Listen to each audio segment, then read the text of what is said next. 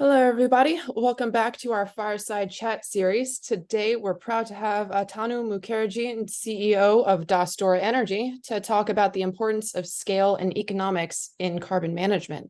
Before we start, I'd like to take a moment to recognize our hosting program. I'm Michelle Littlefield. I'm a program coordinator with the United States Energy Association. We're a nonprofit, non-lobbying organization, and next year will be our 100th anniversary.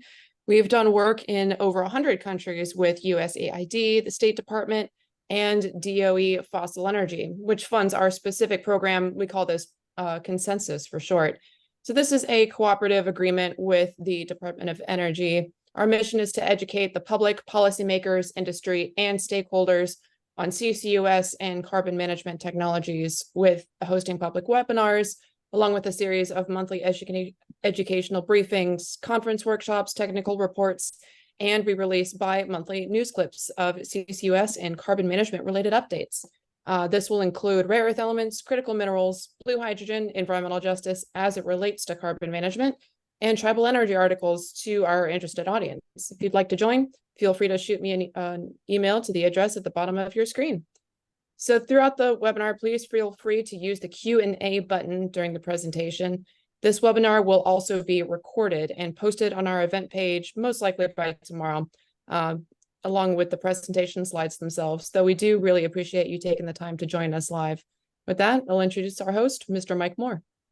Michelle, thank you very much for opening us up and the support and helping all this. And Alex is also here online with us as well. And thank you, Alex, as well for the work and support and running down the road on these programs and many of the others that we all work on and do.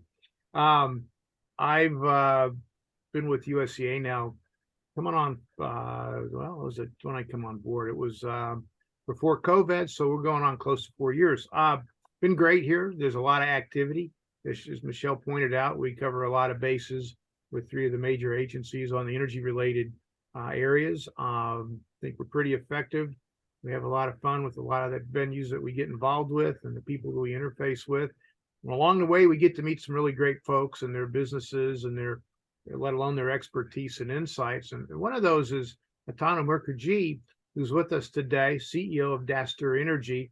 They've got their feet pretty deep into the engineering space over in India and as well here in the U.S. And we've run together on a few things out here over the last few years, and really glad to be able to get you to break away from what I know is an incredibly busy schedule right now to share your insights and your thoughts on the world that we're now in the middle of in this large energy transition. It's not just U.S., it's global. And there's all kinds of moving pieces, and they're all intertwined with each other, and everything's tugging on everything. And you're in the middle of it, right smack dab in the middle of it. And with that, I'm going to actually shut up here and turn it over to you. I could talk all day. This is an exciting space, but this is your hour, and it's now yours. All right. Thank you, Mike.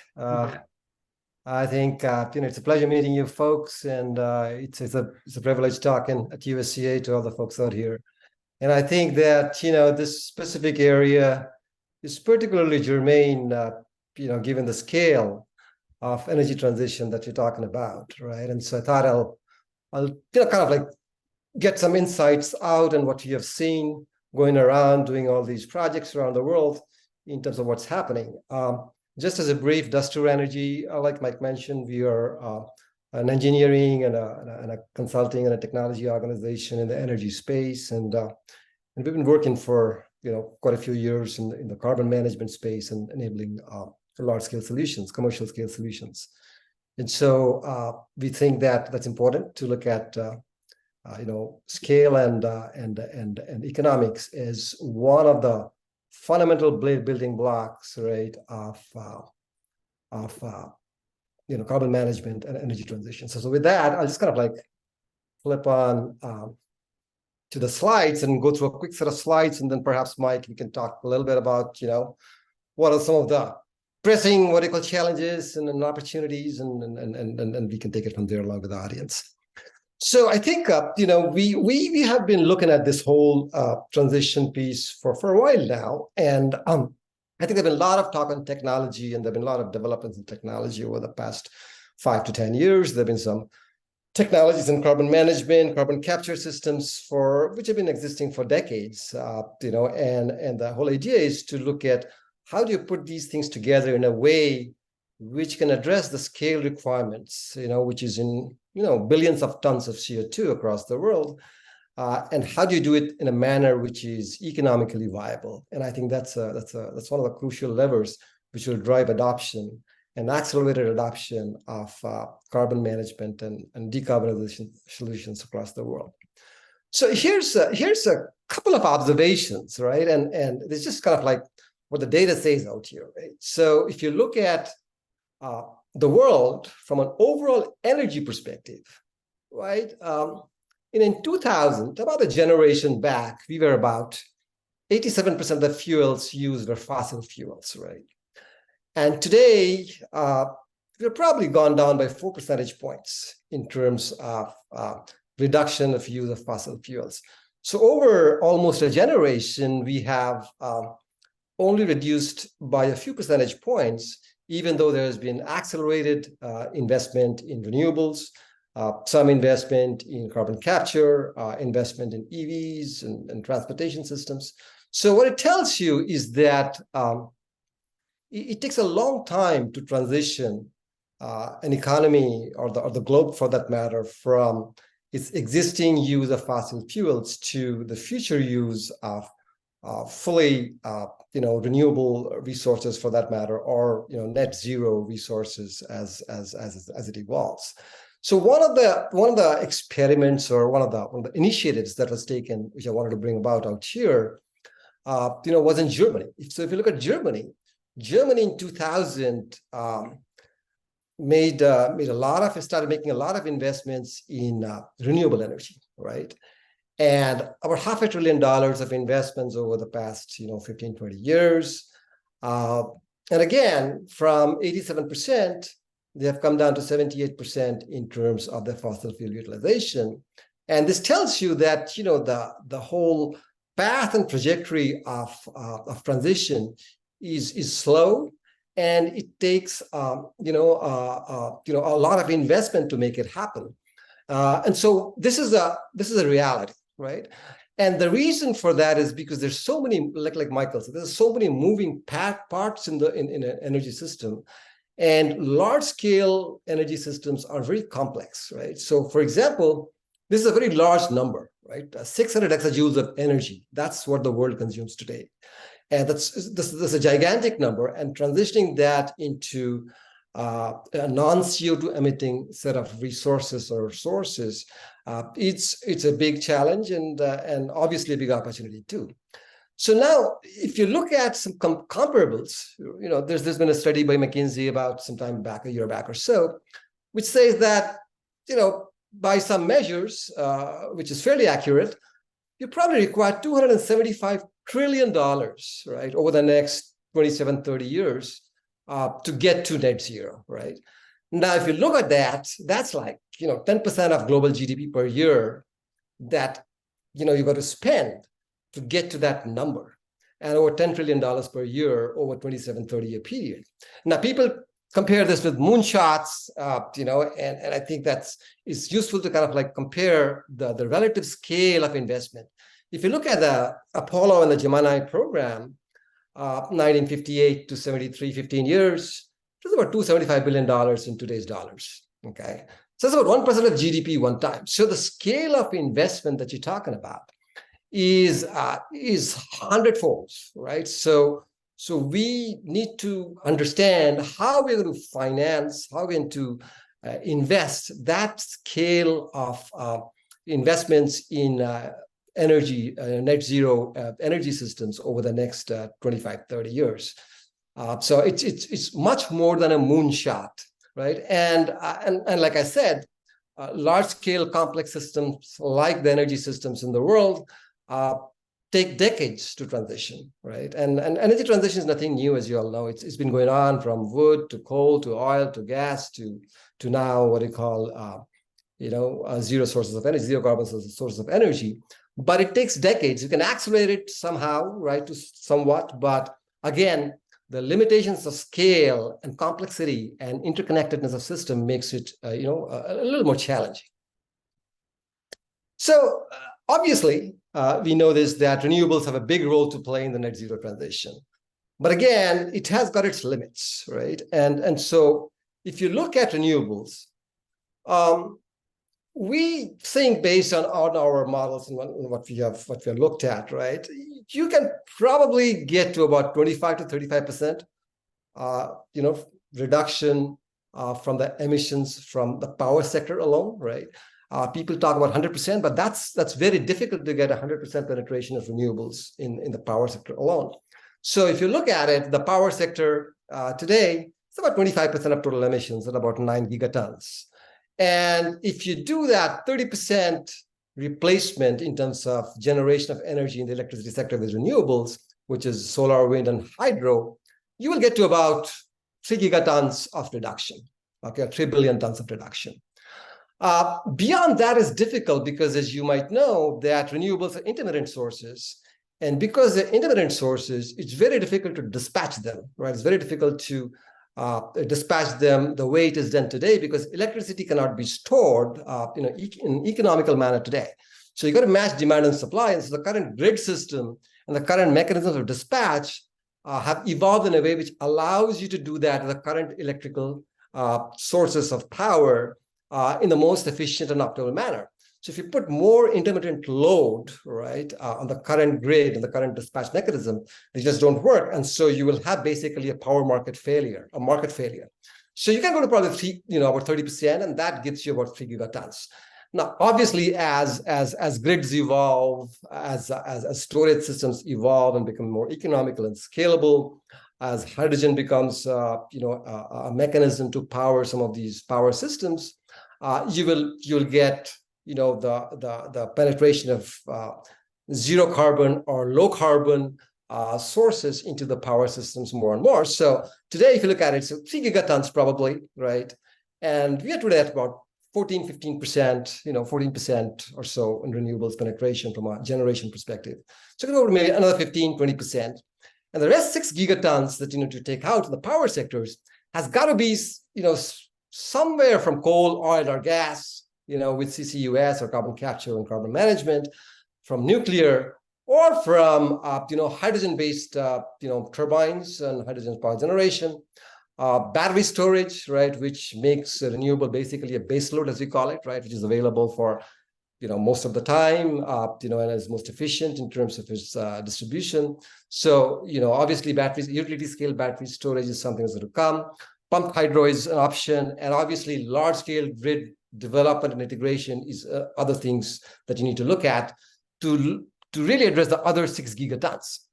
To give you an example, today, if I were to take about, if I were to say, hey, listen, why do I need dispatch? I can store energy, renewable energy during the peak times or off-peak times into storage batteries.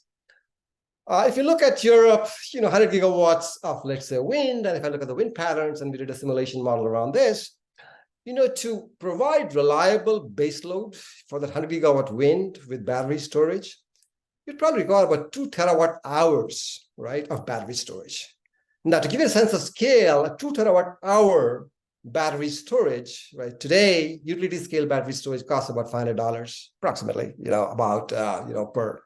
per kilowatt hour. So it's about $1 trillion, right?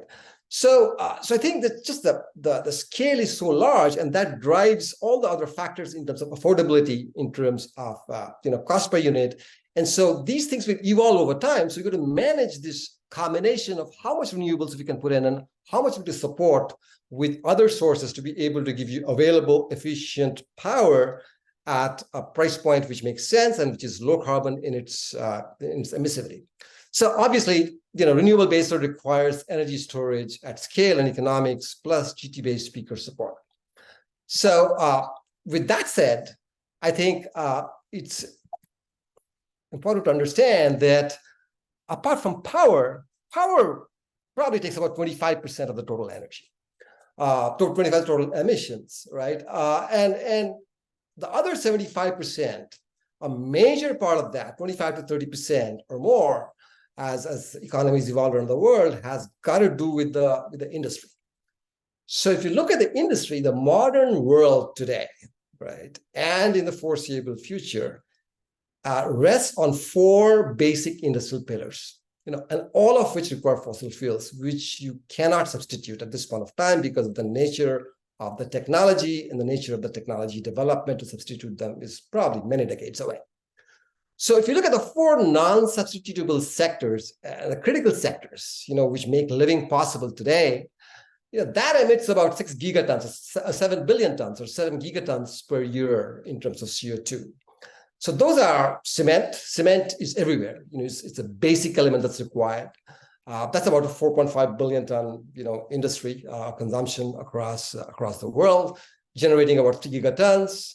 If you look at steel, everything you touch, everything you do today has got to do something with steel, and that's about a 2 billion ton, industry in terms of consumption, generating about 2.73 gigatons or billion tons of CO2.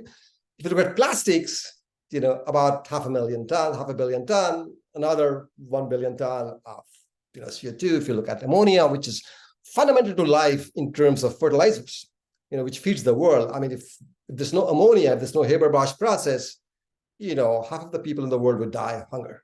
So that generates, again, about 0.3 to 0.5 GT, and the other industries like aluminum and copper and such others, 2 gigatons or so. So today, and at least in the foreseeable future, we do not have a mechanism by which you can replace this through electrification or hydrogen in a manner which makes economic and commercial and scalable sense, in the sense that, in millions of tons or billions of tons. I do not have a mechanism. We do not have a mechanism, right? And it's going to take time to evolve, to those mechanisms or technology innovations. And so in the meantime, therefore, we have to figure out mechanisms to abate the CO2 from these sectors, which are essential to the world economy, at a scale which we call as GT scale. Okay. Now, to give you an idea, today we probably capture about 40 million tons of CO2 for sequestration around the world, right? So that's a significant what you call jump. And if you look at IEA, and if you look at some of the numbers, you're probably saying by 2050 we should do about 6 to 7 gigatons of carbon capture and carbon management. And so from 40 million tons to 7 gigatons in 20 years or 30 years, it's a significant scaling that we need to do. And therefore, we need to have investments, we need to have innovations, we need to have accelerations and project management. And so I think we need to hit all the levers to drive the net zero industrial future, because it's essential for us to be able to get to the net zero, overall net zero, by addressing the industry. And I think so, therefore, if you look at it, we need to look at how do we look at the complete value chain from a GT scale or gigaton scale capture, conversion, and storage perspective, right? So here's a kind of like a schematic which outlines what it might look like based on some of experience from a cost and volume perspective and a value chain linkage perspective, for enabling the carbon capture chain. So you got these emitters on the left side, which then emit CO2. We capture using point capture systems, which is specifically retrofitting or putting in capture systems on the industrial sites or the specific sites. And then you basically compress it, because CO2 need to compress to transport it across pipelines mostly, and some places you transport it across ships. And then you essentially look at how to store it, or in some cases, like in the United States, mostly use it for EOR, where you generate oil, which has got less carbon in that case. And to some degree, if possible, convert that into chemicals, convert that into algae, convert that into carbonates or aggregates.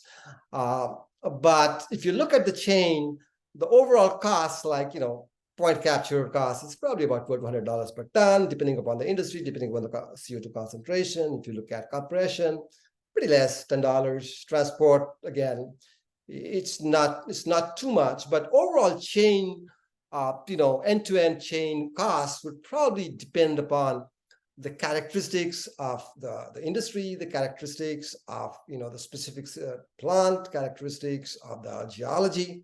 But $60, $55, $60 for capture from industrial sources, and probably $30 for capture from sources like ethanol, up there, in the Midwest and in the US, is very much possible.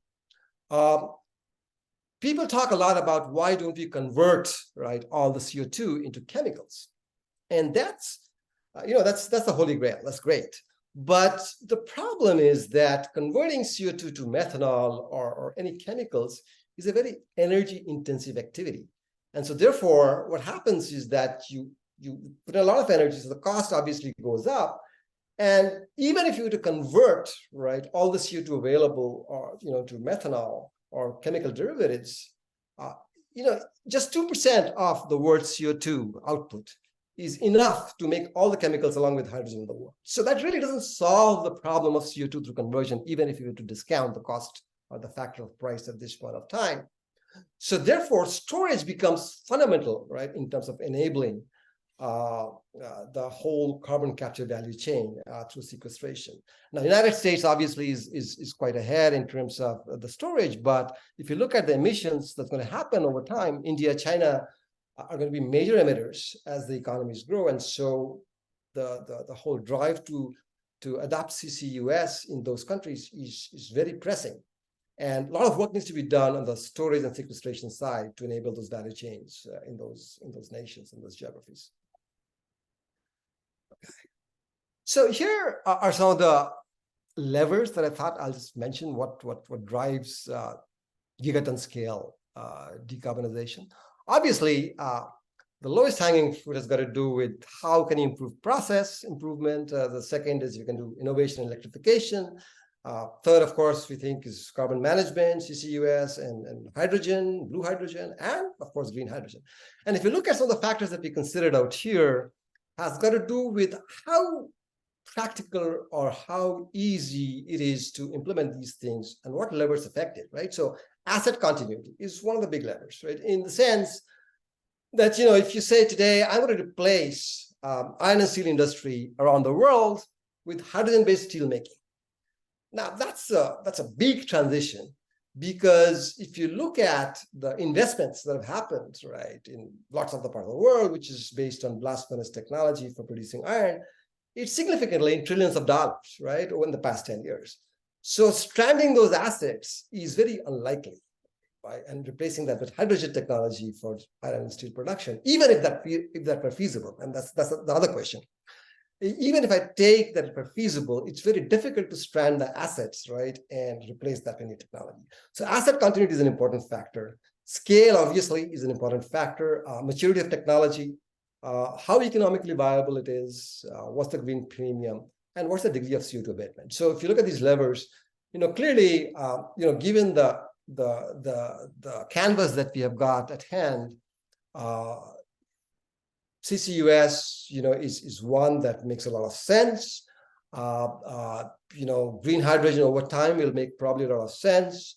And I think, of course, ongoing process improvements, efficiency improvements at 1-2% per year, will continue, and we need to invest in that, right? So a combination of these things, will essentially drive you towards GT scale decarbonization.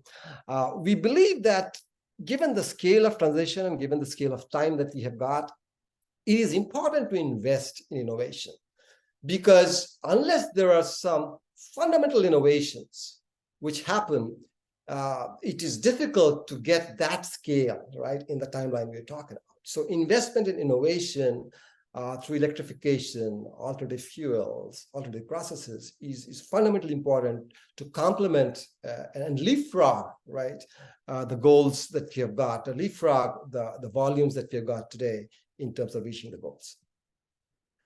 And so if you look at, how do you make this thing work, right? Carbon management or carbon dioxide, capture, distribution and storage or conversion. And I think one of the things that we need to ensure over time is that carbon dioxide should be a commodity, right? Today, we got a lot of demonstration projects in the United States, at large scale, which is a very, very important stepping stone towards getting to the commodity scale of business. But we need to really have carbon dioxide being traded and moved as a commodity, right? And so you need to have markets for CO2, right? And that obviously, you can look at some of the gas market models like Henry Hub model, and so that thickens the market in terms of participation of CO2 producers, emitters, and CO2 storage providers and consumers. We need to drive scale, and I think importantly, we need to underwrite risks for these participants, and so I think there's no known mechanism today of underwriting the risk at scale. They're individual mechanisms. So we need to look at how do you underwrite risks, right? And what's the participation of the policy and of government to underwrite risks. We got to drive demand in terms of, to 45Q, for example, 45V, the 48 clauses, and convert waste and carbon to value, look at green premiums. And obviously, we need to look at the business models which are able to drive scale across multiple emission points, which has got to do with how do you aggregate and how do you make this seamless across the chain, across aggregators, consumers, and transporters. So that means, maybe kind of a build, own, operate model of carbon dioxide from capture to sequestration makes a lot of sense in some cases. We need to have the right kind of institutional framework for the distribution of costs and benefits across the different parties. And so I think the ability to drive market thickness and liquidity are essential to drive CCUS at GT scale from a business model perspective. And so, just a little more details about how we think this is going to evolve over time. And we've taken Texas as one of the areas, right? And so 0.5 GDP of CO2 that's emitted from the industrial sectors in the United States. You've got CO2 collection and processing hubs, which are operated by aggregators. You have CO2 transportation, infrastructure, which evolves over time, which is kind of like federated set of different trunk lines and feeder lines and hubs, and clusters. And then it goes to storage, which probably is going to be 25, 30 GT for Texas, another 10 to 50 MTPA of oil production through UR. So large-scale CO2 collection, aggregation, transport, and disposition infrastructure that is economically attractive and operationally seamless for emitters is fundamental to driving scale and driving economics and driving adoption in an accelerated manner across the carbon management value chain. Just a reiteration that, think about this as basically evolving into a grid kind of infrastructure, just as we have today for electricity, right? And so you've got this CO2 grid, which has got access points and hubs and federated pipelines, just like transmission lines, and very large scale sinks for sequestration, which is shared, and then you have this basically transfer mechanisms and disposition mechanisms and MVA mechanisms with contractual mechanisms of take or pay, which is administered through the grid operator, right, or the grid engine, and so that kind of ties all these elements together to make carbon commodity and make it make the supply and the demand available in a way which matches and is able to kind of take this to scale at the best cost structure over time. So this is one example of what it could look like in the Texas region. These blobs are essentially the different generators of CO2 and also sinks, and so there's some points out here in terms of how we can go about doing it. A little technical, but we can talk about it in the question and answer that there needs to be. But basically, how do you switch these CO2 streams across different pipelines, and how do you get paid for it, and how do you hedge the risk and liability?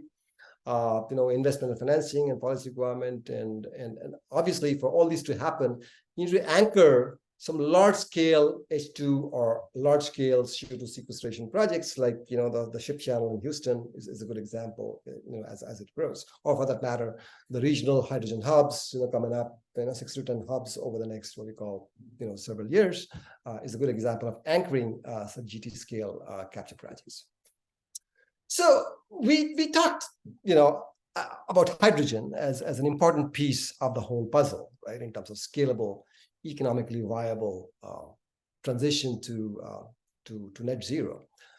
So if you look at it, we have taken some numbers out here, and people talk about hydrogen being a part of the economy over the next 15, 20, 30 years to get to about 500 million tons. Some say maybe 200 million tons, but US, for example, today consumes about 10 million tons of hydrogen. If you take a number of 100 million tons, this is about 22% share of total energy demand. which is when it makes sense, right, in terms of scale, 15 to 20% or so.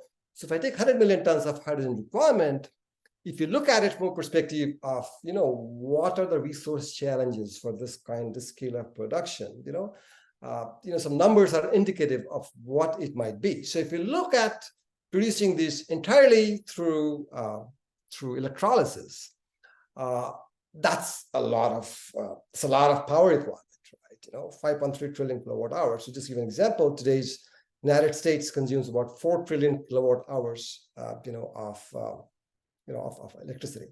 If you look at the land requirement, because wind and sun, they require a lot of land. Because the power density of these sources is very low. So therefore, almost size of Texas landmass, right? You've got $600 billion of investments just in electrolyzer and hydrogen facilities, plus, of course, investment for renewable capacity, which is a part of the 5.3 trillion kilowatt hours, to get you probably a LCOH or levelized cost of hydrogen at about $3 to $5 per kg, depending upon the situation, depending on where the location is. But that's a lot, right? So one way to look at it, is a thumb rule that, 1 million ton of hydrogen will probably require about 10 gigawatts, 6 to 10 gigawatts, of electrolyzer capacity in terms of electricity, which will require about 20 gigawatts of renewable power, which will cost you $30 billion, right? So 110, 20, 30 is a good way to think about, a green hydrogen, right, at scale. So that's a lot of investment. On the other hand, if you were to look at how to utilize, existing fuels like hydrogen, like natural gas and other sources like, petcoke for that matter, or biomass or coal for that matter in a lot of countries, you probably would be able to do the same thing at a much lesser cost structure. The LCO is about $1.5, cost of about half of that at this point of time, with carbon capture at scale coming down to $25 per ton, because gasifier and SMR captures are less capex and cost intense. And so you need to have a mechanism to evolve your hydrogen economy in a way which takes the best of these different aspects of technologies and is able to scale it from where it is today to mass scale adoption tomorrow. And so one way to think about it essentially is to look at a hedged strategy of both blue and green hydrogen, and you call it green hydrogen like US does, and look at how it evolves. So you start with blue, and essentially you're able to drive hydrogen turbines, maybe standard gas turbines in a lot of countries because they don't have gas, and also utilize them for fertilizers and chemicals, oil and gas and steel production to some degree. And in the meantime, you also start the renewables, which starts in smaller scale, but over time, as the grid becomes cleaner, electrolyzer becomes another dominant form of hydrogen production, and also kind of contributes towards the industries and the end use applications talked about. So over time, you have a competitive market of hydrogen at the best cost structure, a scalable market structure is a combination of green and blue, which is seeded by blue initially because of the cost and the advantage it's got at this point of time. And I think, a lot of people talk about the hydrogen in terms of its value chain and can hydrogen be exported and traded, and how does that work out? And this is a question mark. We don't know all the answers out here, obviously. But if you look at the producers of hydrogen, and again, we look at a holistic approach of looking at electrolysis, look at natural gas-based production with CCS, we looked at gasification, petcoke, for example, in the US and other places, coal and biomass, blended fuels. And of course, extraction of hydrogen from waste gases. This is an important area because a lot of waste gases have energy in them, and you can extract hydrogen at a very good cost structure. And so being able to look at those producers, and that production can range from $2 to $6, 6 being for electrolysis, and 2 probably is going to be for the waste gas-based H2 processing. And then you look at transport mechanisms, and transport is a real problem, right? Because hydrogen, given its volume and given its volumetric density, it requires compression, right? And if you look at water transport pipelines, you talk about 700 bars, 700 times the atmospheric pressure. That's a lot of compression energy, right, that to feed in across a lot of pipelines which are made to bear that kind of stress at 700 bars and transport over fairly long distances. So that's a challenge. Or you can do liquefaction, but the problem or the challenge with liquefaction is that the cost of a liquefaction plant is probably going to be the same as the cost of a hydrogen plant. So that doubles the cost out there. And then, of course, transport, like I said, pipelines need to be built, and these pipelines, at that pressure and the characteristics of hydrogen need to be designed in a way which accommodates hydrogen, from a perspective of the pressure as well as from the perspective of the fact that it causes reactions to degrade or corrode the pipeline, and of course ships. And that's going to cost you, and based on numbers we talk at scale, $5 to $8 per kg. On the other hand, you can also do something else, and people have been thinking about it, to be able to convert that into ammonia and crack it back from ammonia into hydrogen. And ammonia conversion, and transport using, tankers will cost you $4 to $6 per kg, $1 per kg for ammonia crackers for conversion, and then you can probably give it out to the different end-use elements in different parts of geography. But if you look at the chain, on the high end, you're talking about at least $15 to $17, right, per kg of hydrogen landed, based on either transport, ammonia transport, maybe a little less. So from a competitiveness and from the basis of cost and price, I think it's significant, right, compared to, let's say, natural gas. Natural gas today, Henry Hub, $3 per $2.50, per MMBTU. I mean, it's like many times that, right, in terms of cost structure, to get hydrogen transported, across the value chain using these technologies, and still, it's exorbitant compared to natural gas. So how do we organize, combination of green, blue, waste gas in a hub at scale and economics over time? What scale and combination makes sense? And I think, you heard a lot about these 10 different regional hubs in the United States funded by DOE for $8 billion. But what scale, and what combination, would make sense is something that you need to determine out there.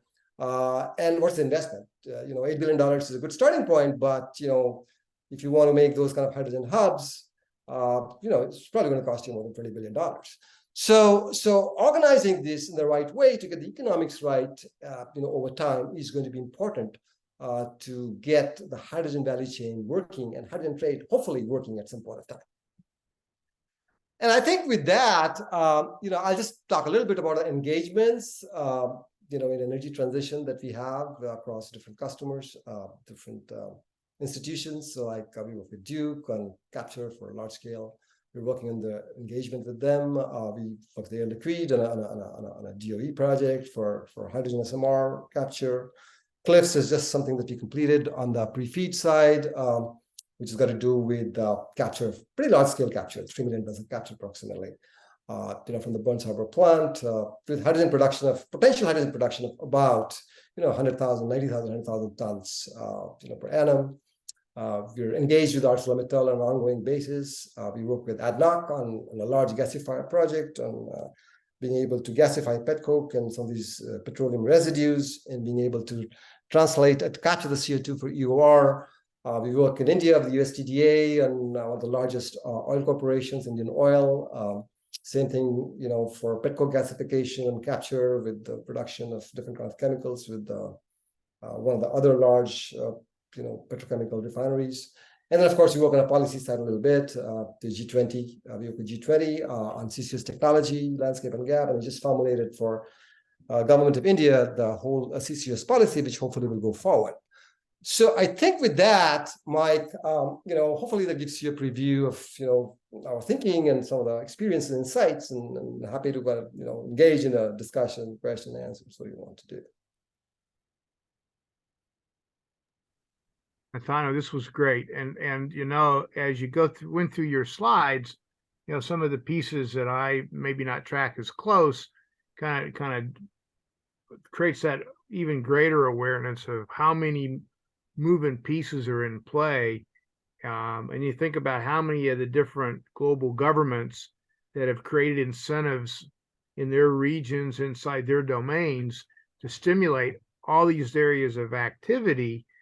And then you layer that on top of the global attitude towards an energy transition, the evolving field of energy resources.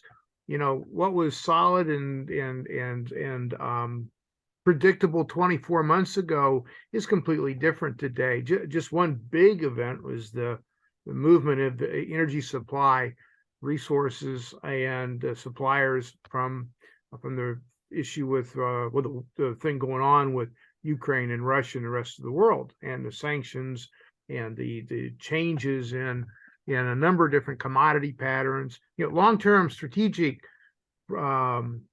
thinking for a lot of firms who rely on these fuels or resources as feedstocks, whether it's for power generation or petrochemical production or a base feedstock for something else that they're doing.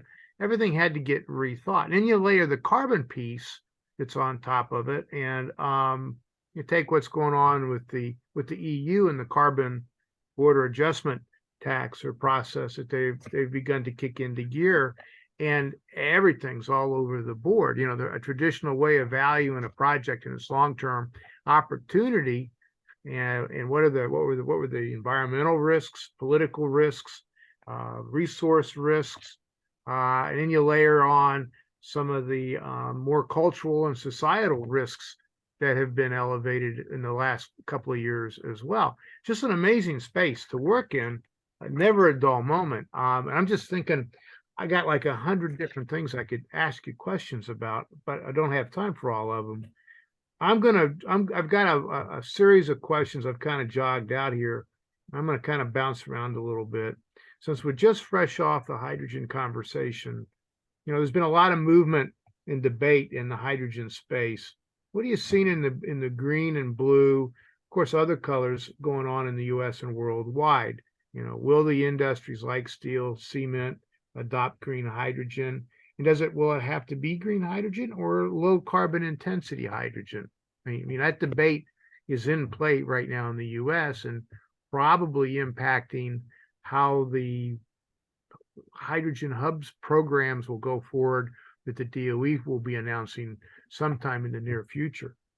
How is the hydrogen playing out in the industries that could use or are beginning to use hydrogen? And is it color or carbon intensity?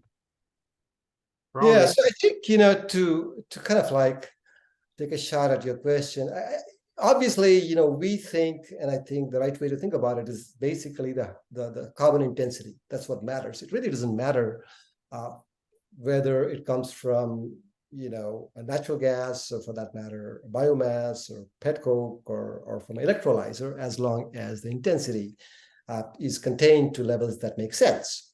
And there's nothing called zero carbon hydrogen, right? That's utopian, because if you look at electrolyzers, also if you took a life cycle, emissions of carbon dioxide, you will see that electrolyzer-based hydrogen also will emit CO2 to the tune of a kg, per kg of hydrogen that's been produced. So I think that's something to consider. Look at hydrogen, clean hydrogen holistically, like the United States is doing, right? That is a combination of hydrogen from different sources, which are clean, which has got certain markers in terms of how much CO2 they contain or emit. So that's one. But if you look at the world around, Europe is pretty much committed towards, electrolyzer-based hydrogen, right? And green hydrogen as the fundamental mantra. But, it remains to be seen how scalable and how implementable that is in the span of time that we are talking about, right? You require a lot of renewable energy for hydrogen, right? I mean, like I told you, you require probably for 1 million ton of hydrogen, about 6 to 10 gigawatts of electrolyzer capacity, and about 20 gigawatts, right, of just electrical capacity from renewables. United States, for that matter, say produces 10 million tons of hydrogen. That's about 200 gigawatts of renewable capacity that you require, right? Because the world today is about 75 million tons of hydrogen. If you say I want to do that through electrolyzers, that's going to be, at least 1,500, gigawatts of electricity that's required. So that's a massive scale, right? So obviously it makes much more sense to combine different forms of low carbon hydrogen to give you clean hydrogen for end use. So I think United States, on the other hand, is certainly, much more nuanced in terms of an approach which combines the best of different hydrogen sources as well as what the carbon intensities would be with the right kind of incentives. And so I think that will drive this forward probably in a more practical manner. Other parts of the world are talking about it, right? I mean, Middle East is talking about it, right? India is talking about it. China is talking a lot of electrolyzer-based hydrogen. End of the day, it's also the economics, right, at scale. I mean, it's very difficult for you today, and again, $5, $4 at the most, right, kg, dollars per kg of hydrogen is probably the marker. It's starting to come down significantly, even though electrolyzer costs decrease quite a bit. And also you could understand that, people talk about renewable energy, at 2 cents, right? That's not baseload energy. That's renewable energy when it's available, right? Baseload energy is very different and from a cost structure perspective than 2 cents that people are talking about, and then, kind of like putting the hydrogen cost down to about, $2 or $3. So essentially, one is the cost structure that you need to address over time. The other is the sources, right? And I think that from an end use perspective, I think there's an opportunity to create new steel, but the whole process, like I said, of being able to use hydrogen for steel has got two basic challenges. One is the fact that if you look at the world steel production, right, about 1.5 billion tons of that comes in through something called blast furnace route, right, which is essentially reacting coal with iron ore to create, from virgin metal to create iron and steel. Now, these investments, like I said, have been made, right, over the past 10 years, trillions of dollars of investment, right? And you say, now, I want to put hydrogen-based steel production based on electrolyzers. I mean, it's going to be a challenge to convince anybody to, discard all the investments and say, replace this with hydrogen-based steel. Second is technically, it's still not scaled. It's, these things take a lot of time to scale from, let's say, 50,000 ton pilots to 1 million ton per annum vertical production, right? 15 years, 20 years. That's the nature of and the trajectory of scale and development in hydrogen for production, for application to steel or other metals. Obviously, there's this opportunity to use hydrogen, right, in the fuel space to some degree in trucking and heavy industry. And I think the challenge out there essentially is distribution, where by the time you land up for distribution, you're at $14, $15 at least. So California, for example, there's a study that was done. They talk $14, $15 in terms of landed cost of hydrogen at a retail station. So how do you get that cost down to more reasonable levels, right? So I think that's kind of like the landscape that's evolving, in the hydrogen space. It remains to be seen how it kind of like evolves out in the end. But clearly, having a portfolio approach, across different sources with carbon dioxide emission levels, from hydrogen calibrated at different levels with incentives is the right way to go. A lot here, and we could probably stay on the hydrogen topic for quite a while. One of the areas that I've always found fascinating is we have a lot of support for the production or conversion to hydrogen of other feedstocks and resources. I'm curious about how and where do we see the demand evolving from? Typically in a market, you're either forced to use something regardless of cost, or you let market dynamics price it in a way that it satisfies a lot of requirements that become competitive on price. And I'm not sure that hydrogen as a cheap price point will be a market driver for a while. Take incentives. And the other one is that to develop a demand for the hydrogen, you got to have the ability to reliably produce it and have an infrastructure to get it delivered. And we've got one big end really being developed. I'm curious how you see, for example, on the demand side, will the demand from the steel companies, will demand from fuel cells, will demand from conversion or gradual increasing in hydrogen, methane, natural gas mixes in power plants begin to express large enough scale to demand to support the demand, the production of hydrogen we contemplate having happen. You're an engineering firm. You deal with companies that are tasked with trying to figure out these things from an operational standpoint. And just my own experiences, if I see a power plant that's talking about doing a hydrogen mix, where are the manufacturer's warranties when you start changing the feed inflow to that turbine set, for example, or combustors in some other industrial processes? These aren't small pieces of equipment. These are big blocks of gear in the hundreds of millions of dollars that have warranties that are incredibly important for the people that invested into them. Are those conversations out there? Questions inside a question. Sorry. Oh, absolutely, absolutely. Yeah, Mike. And so, like I said, and you're right. I mean, I think that one of the biggest challenges, and we think what you've seen is got to do with distribution, right? Hydrogen is very difficult to distribute, right? And so initial developments of hydrogen will be around clusters or hubs, right? Which its own contained ecosystem, which limits distribution costs and distribution operational problems. So I think that'll be a starting point. And so a hub approach would be probably the right approach. And I think from an end use perspective, there'll be industries, right? And I think, to some degree, it'll be replacement of gray hydrogen with blue hydrogen and ammonia plants, for example. In petrochemical plants and refining, right? So nearby petrochemical plants or refiners, ammonia plants. Steel is a little farther out, I think. It's quite a bit far out, right? Production of some amount of methanol, e-methanol, for example, using carbon dioxide captured along with hydrogen. These are potentially scalable, applications which will get you to a few million tons, right, in terms of hydrogen production and consumption. And beyond that, as this kicks up scale, you will have more market adoption and then interconnectivity, and this transportation systems become more scalable and hopefully less challenging in terms of cost, right, and establishment. You'll see the prices drop and distribution take place over time.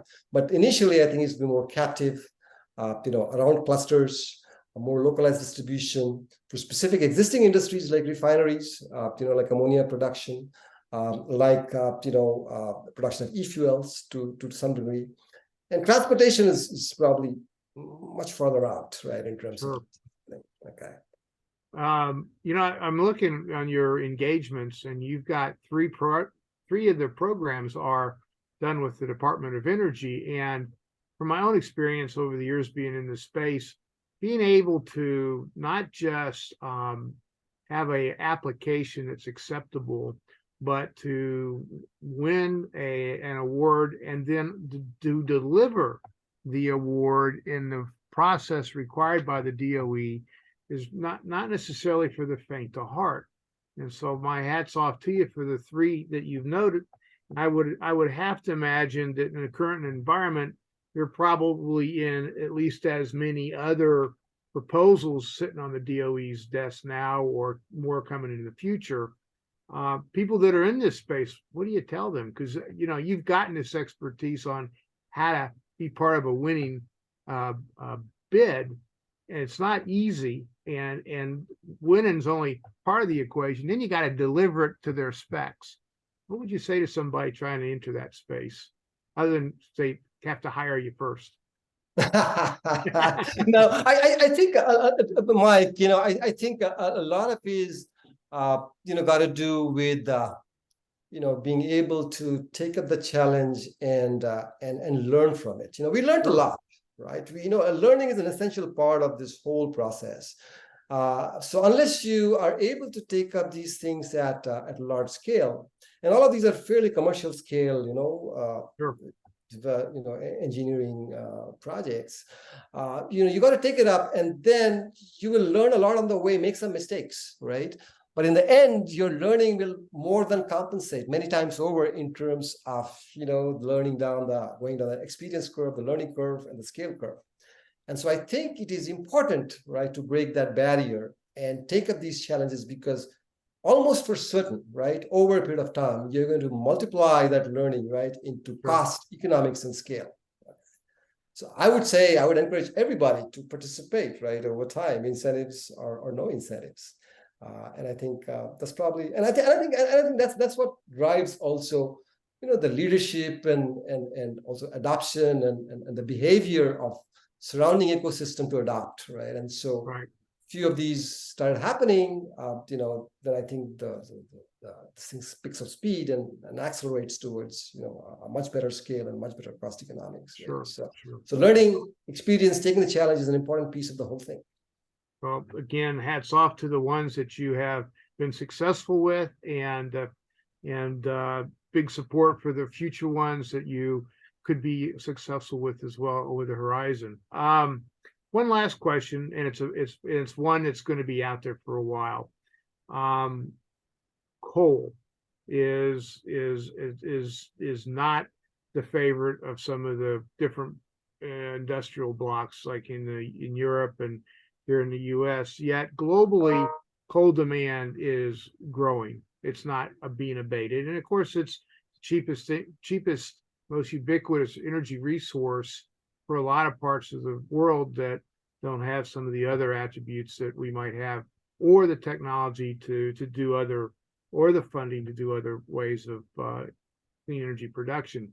Will we see the clean coal or clean energy from coal be on the uptake in these regions, or will regions that are using a lot more coal, I'm not going to name countries or anything, will they just continue going forward because it's in their economic best interest today and they can address this later?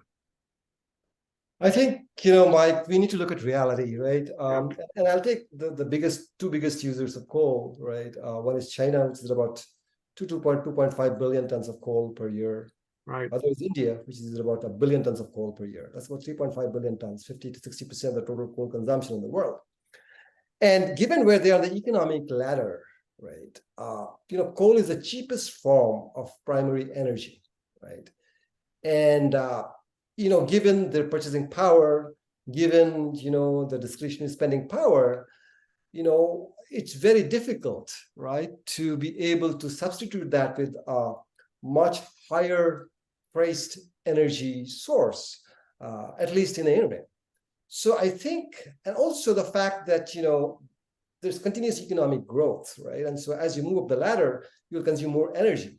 And so being able to support that in the most affordable manner, will require coal to be present in these economies for a long time.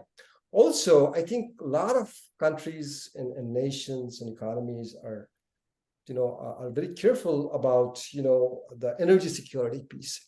After seeing what happened in Germany and Ukraine, people think that it's very important to be energy secure, right?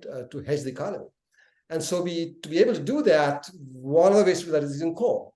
And using coal to be able to convert that into chemicals and chemical derivatives apart from power is probably the pathway a lot of countries are taking. China has taken it through gasification, India is embarking on that, right? And so I think that's going to happen. At the same time, there is an increased understanding and awareness and need for implementing clean coal systems over time. So I would think that there will be implementation of clean coal systems gradually over time, CCUS systems. But for that to happen, it is important that the countries collaborate. It's important that the United States collaborates with vast experience in storage systems, with these countries, because that's where the biggest impedance is. I mean, capture is fine, transport also is fine. Those are all, those are big problems, but they can be addressed. The biggest challenge is sequestration. How do we sequester? What places? It's not known. It's known that there's a lot of potential in these countries, but how do we figure that out?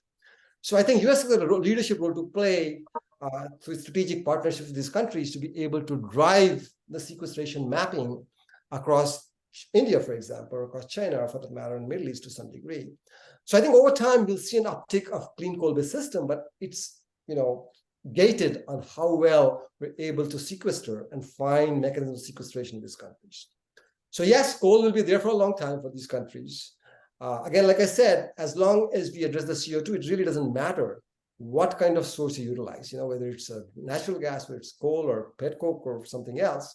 The point is that, you need to be able to contain the CO2, to zero possibly, but, to low levels in practical terms. Yeah, I appreciate those insights on that. we're up against the 3:30 mark. But I want you to know that there were two gentlemen who are very wise in this space. Dick Bajura and the other one, Ben Stewart, had some very good questions for you that either one of them we could do a program around.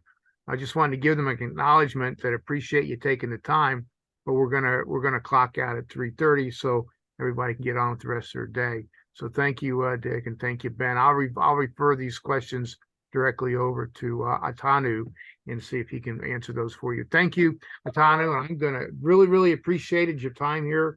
Hour went fast. They always do. Always great to spend the time with you, and thank you again. And I'm going to turn this over to Michelle and Alex at this point. Thank you, Mike. Sure. It was a pleasure. Yeah, thank you very much for joining us, Atanu. I do see that we have a couple questions here. We'll get to those via email separately. For everyone else, the slide deck will be available in about an hour, and look for the recording on our webpage. Until next time. Thank you. Bye. Thank you very much. Thank you all.